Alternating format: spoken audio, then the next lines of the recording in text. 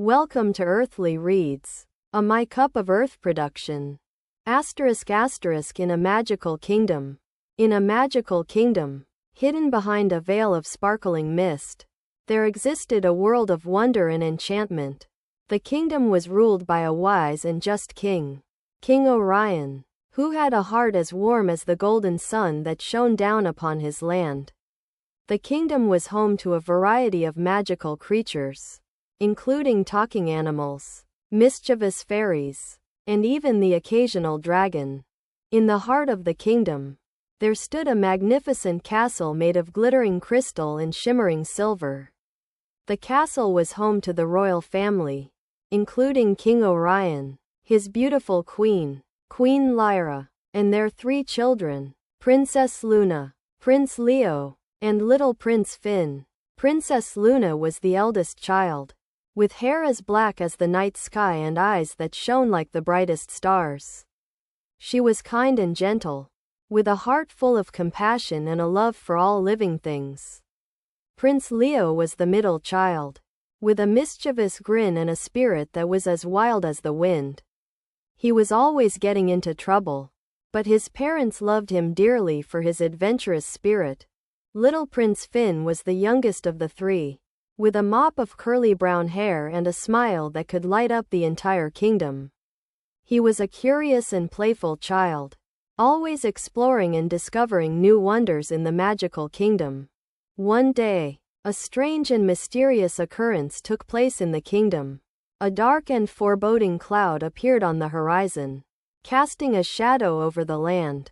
The cloud grew larger and larger, until it covered the entire kingdom, blocking out the sun and plunging the land into darkness. King Orion and his family were worried and unsure of what to do. They called upon the wisest wizards and most powerful sorcerers in the kingdom to try and lift the cloud, but none of them could succeed. As the days passed, the kingdom became increasingly dark and gloomy.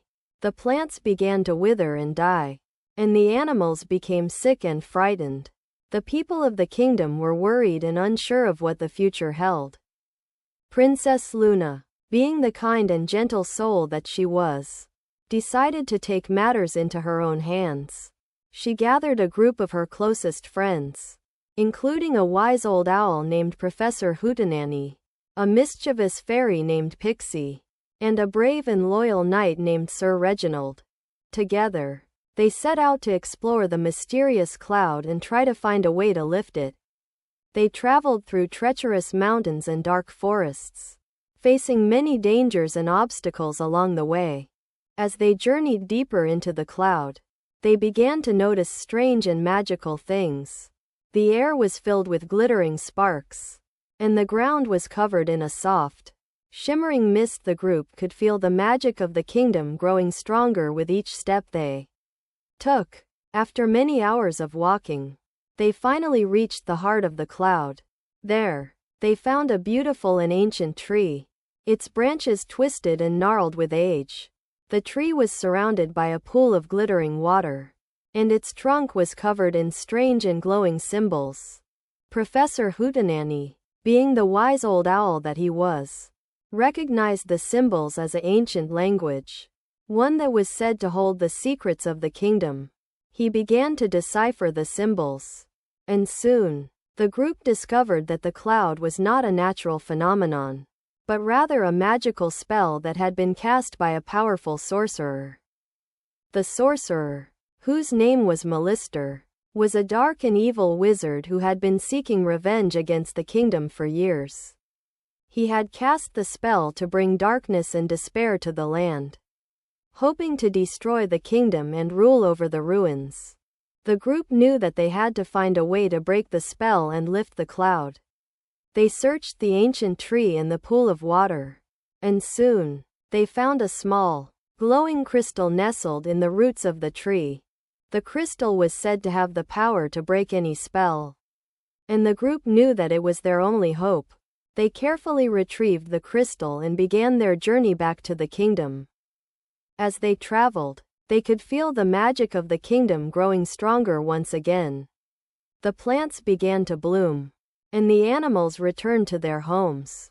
The people of the kingdom were overjoyed, and they celebrated the return of the sun with feasts and festivals. King Orion and his family were overjoyed to see their children return safely, and they thanked them for their bravery and determination. Princess Luna, Prince Leo, and little Prince Finn were hailed as heroes, and they were celebrated throughout the kingdom. The kingdom was once again filled with light and magic, and the people lived happily ever after.